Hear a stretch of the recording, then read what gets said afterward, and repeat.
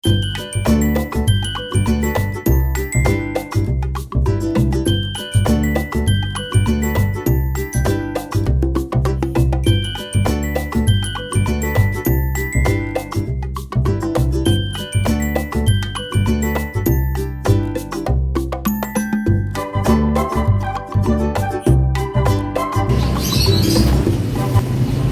morning, Flatkids! This is Plan Tatay Barry and this is another episode. At ngayon po ay, ngayong sinushoot ko ito na po ay March 3 na po ngayon. At alam ko, kumbaga yung mga labas ng video ko, late. Kasi marami ng video ako na input. And then, ano na ngayon, March. I think ito ay malalabas na ng April. So, 1 month after that. So anyway, this is my birthday month.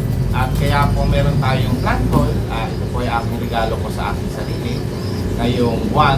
I guess ito lang ang magiging regalo ko sa sarili ko this month. And then, bawi tayo na lang maybe next month ulit or hindi ko pa alam kung kailan. Okay? So, samahan niyo ako sa pag-unbox nitong ating mga birthday haul.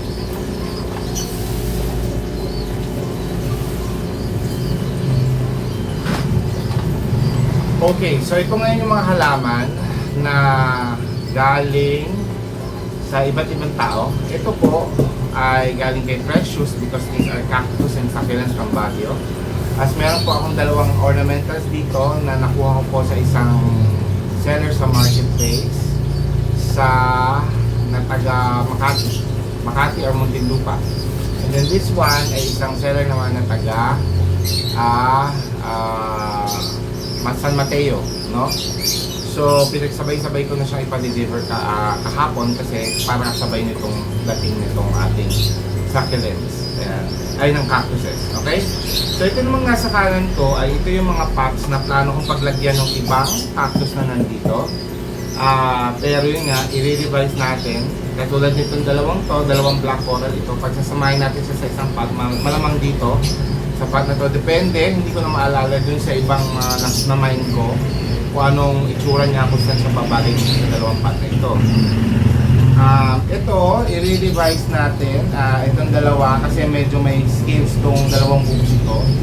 So tatagalin natin, lilinisin natin kasi ililipat na natin sa mas maliit na pot, baka ito. Or yung isa. Mas malaki ng konti dyan. Tapos yung isa, ililipat din natin. Tapos papatay ng bagong cactus dito. Tapos itong ating dito, Paramount. Hailey!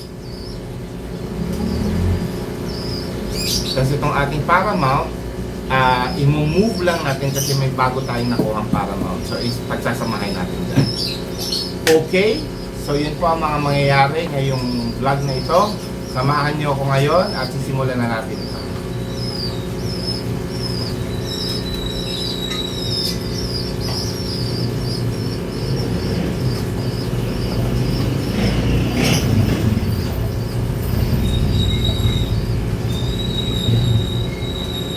Okay, simulan natin dito sa dalawang ito. Ito po, ang seller nito ay taga, yun nga, Muntinlupa or ano. Ang nagpa-mine sa atin dito sa farm na ito ay ito.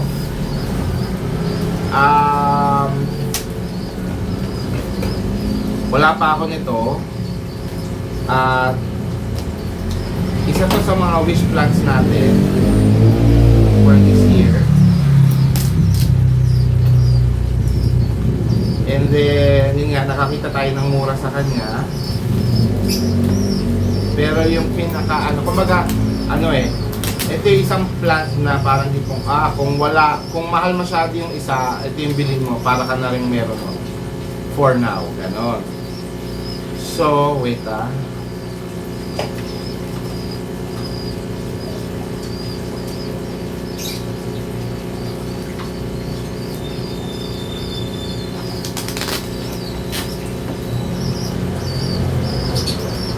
Tanggalin muna natin itong nakabalot niya. Yan. Okay. So ito po, ayan. I see Anthurium nectai. or Vitarifolium something. Kalimutan ko yung yung scientific name niya. So necktie, ito po yung mahaba ng mahabang ganon. So plano ko po itong, matagal ko na po itong gusto, pero mahal siya. So ngayon nakakuha tayo sa 100 pesos lang. Baby pa siya pero mabilis lang daw tumubo ito. Kaya marami, actually kaya sila nakakapag-propa ng mabilis. Kasi mabilis lang mag-propa. Mabilis lang tumubo. Okay? Yan. Ito naman po ay si well, ang pagkakasabi yung sa akin, ito ay isang chocolate, Philodendron chocolate marble. Okay? Dali tama, chocolate marble for 250. Yan. So tama-tama kasi kaka-refresh ko lang ng aking part, ng aking lanay part. Tapos na alala ko nga si aking mga yung aking kakabili lang natin ng golden ceratum ulit, di ba? Tapos nung na-refresh, hopefully mahabol natin yung ring of fire natin, and then nandun yung green at saka yung bronze, ceratum bronze. So ito naman chocolate marble naman. Sana ito, feeling ko mabubuhay naman natin. Okay? And then ito naman ay galing sa isang seller sa San Mateo. Ano lang daw niya ito, propa. Marami daw siyang propa nito actually. Mahal nga ito actually, namahalan ako. Pero bago ako bumili sa kanila, syempre nag-canvas tayo. Mahal sa iba. So ito na yung pinakamura na nakita natin. Ang tagal ko actually inantay, nag-antay para makabili nito.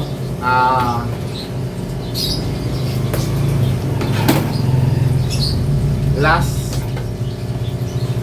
month ko pakausap to. Pero kahapon ko lang naituloy yung pagbili sa kanila.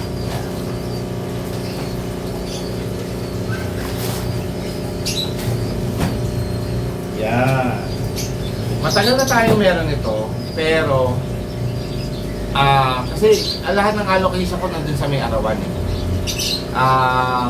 Makapamigay pa nga ako dahil nga lumaki na yon, tapos nagkaroon ng maraming anak, kinuha ko yung mga anak, nakapag-propa ako, tapos napamigay ko, tapos hindi ako nakapagtira. Tapos biglang nalusaw yung pinakamalaki. So yun nga pala, so one good advice for alocasia, mabilis siya mag-anak, mas lalo pag nag-ano na siya, nag-acclimate na sila sa inyo, pero dapat magtitira kayo for you para pamalit doon sa kasi may tendency malusaw, mas lalo pag matanda. Okay? Si alocasia albo. Okay, so lagyan muna natin sila dito. So unahin na natin ito. Ito po ay binenta lang yan ng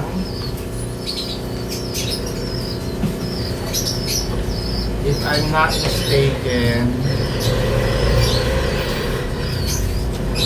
180. Malaki na siya na mamilarya, pero kasi may sugat kasi siya, kaya naibenta ng sale. Kaya hindi ako natatakot na may sugat na pag dry na. Okay? So yun ang una natin. Next ay itong malaki na variegated something. Ayan. Hindi ko alam kung anong ID niya, pero variegated po siya, kaya nagandahan ako dilaw pa. Kaya kinuha. Next, ito binenta niya to na hindi 140 na lang yata ito nung nag-sale siya. Hindi 180. 180 ang original price. Ito. Kaya ako kinuha kasi tag 100 na lang. Tapos pwede ko siyang isama dito. Ayan. Kaya ko siya binili. Kasi yun nga, yun ang pinlano ko naman talaga. Pagsama-samahin sila. Pero magkasama yata ito. Ay, black coral pala ito. So iba pa to. Green coral lang nga yata ito. So itong dalawa magkasama. Bahala natin na natin mamaya. Pag natitigan na natin. Tapos ito. Yan. Kung gusto ko to, Kasi maliit siya, pero mahal. Long spine ito. Nakalimutan ko, hindi to Capricorn. I forgot the name. Pero yan, long spine. Super long spine. Ayun o, haba. So kaya ako tuntuan. Tapos ito, rare siya. Isa siya sa mga mahal dito sa batch na ito. Blue something. Tapos red spine. Alimutan ko yung pangalan. Lalagyan na lang natin dyan sa comment, sa baba. Ayan, na-approve yata. Ayan. Ito po ang ating Paramount. Ayan, isasama naman natin dun sa isa. And then last sa mga cactuses ay ito. Nakalimutan ko yung pangalan niya. Pero mahilig po kasi ako sa mga yung cactuses na may dahon. Ayan. Nakalimutan ko yung pangalan niya. Pero pwede siya sa hangin. So, pinaplano kong ihangin din siya. Yan. Hindi siya monodenium, hindi rin siya... Nagkaroon na ako din yung dati nito na lusaw. So, titignan natin yung sana hindi ito malusaw. Sale lang to eh. Parang 100 plus lang din. Parang devil's backbone na hindi devil's backbone. Next. Ito na po yung mga medyo mahal pero mura sa kanya yung ganitong size. Ayan. Nakapulpin pala ito. Hindi mo ganito kalaki size o kuha natin for 250 kasi medyo may sira dito ng konti. Pero ang ganda ng roots niya. Si agave,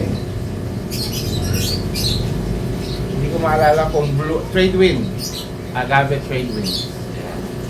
Tagal din naghahanap nito, yung ganito kalaki, lagi nakita ko nasa 1,000, 1,500, 1,200. Binenta dito ito, 50. And then lastly, is another agave. Ayan, ito hindi ko alam kung ano name niya. Pero wala pa tayo dito. Dilaw yung kanyang stration. Okay? So, ayan na po siya, 9 packs ng 9 plants na cactuses. Plus 3 ornamentals.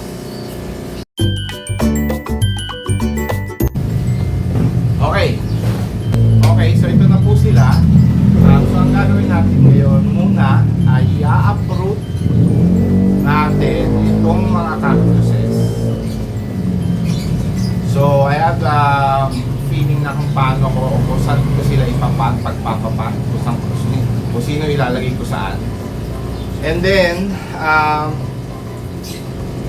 yung soil nito gagamitin natin para sa ornamental. Tapos pagka natanggal na natin sila sa na-uproot na natin sila, ilalagay naman na ipaplant naman natin yung ating ornamentals. Tapos natin ipapat yung ating mga cactus. Okay?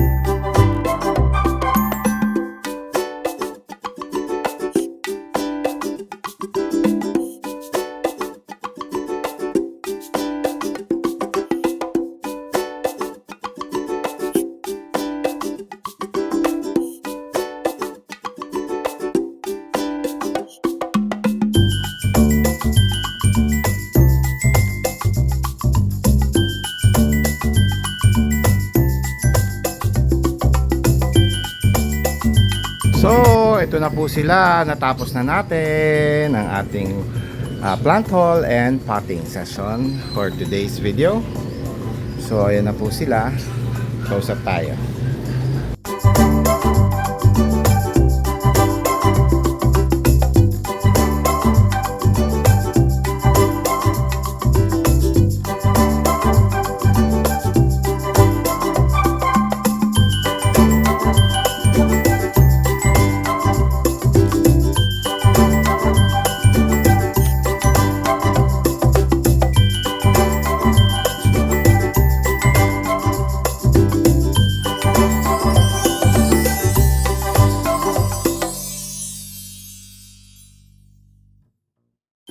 So, dito na po tayo magtatapos at maraming salamat po sa inyong pagpunta at pagnood muli. Welcome to my new subscribers and maraming salamat po sa ating mga regular viewers. Please don't forget to like, share, and subscribe kung hindi ka pa po nakasubscribe, kung nagustuhan mo po itong video na ito. Okay? So, this is Plant Tatay Barry of Antipolo saying, bye, Plant Kids!